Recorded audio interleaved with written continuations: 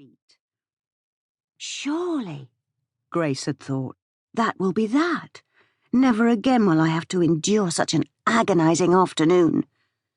And yet, at her parents' insistence, here she sat. Perhaps it angers the ancestors that white men insist on settling in a country where they do not belong, Lingongo said, her black eyes fixed hard on her husband. But Joseph was in no mood for arguments. Not this day. So, turning to his daughter, he said, "You looks good, darling." And he meant it, too. He fairly beamed at Grace, bedecked as she was in the new dress he'd personally obtained for just this occasion.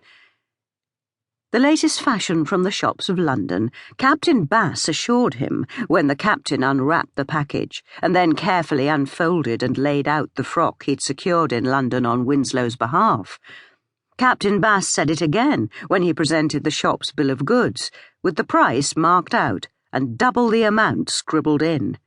"To account for all me trouble," Bass explained. In the end, Joseph had been forced to turn over 2 of his prize breeding slaves to pay for the dress. But Joseph consoled himself. It would be well worth his investment to get a son-in-law with extensive landholdings, not to mention endless access to slaves. A son-in-law with enough wealth to flash about, to impress the entire Gold Coast of Africa, and no doubt dazzle the company offices in London, too. Well, such a bloke merited the calculated investment he'd made in his daughter. "You looks almost like a true English lass, me darling," Joseph exuded. "Yes, you very nearly does." Grace sighed. In her entire life, she had met only one true English lass. Charlotte Stevens was her name. And if Grace Winslow knew anything, she knew she looked nothing like Charlotte Stevens.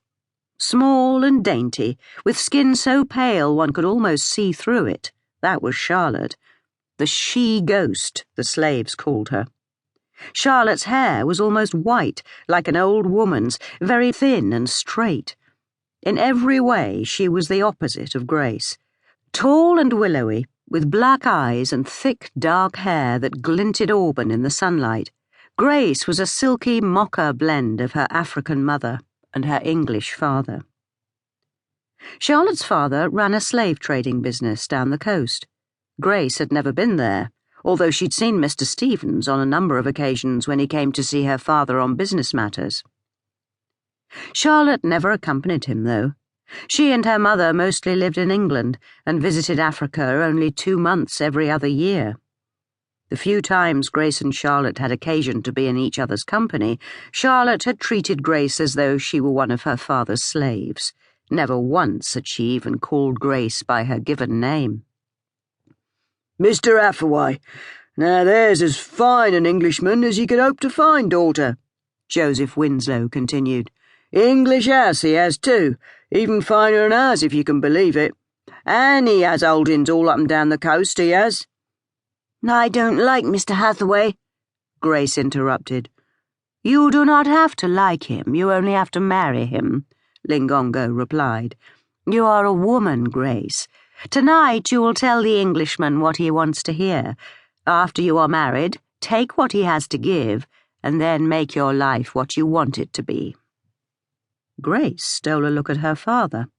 A deep flush scorched his mottled cheeks and burned all the way up to his thinning shock of red hair. Embarrassed for him, she quickly looked away.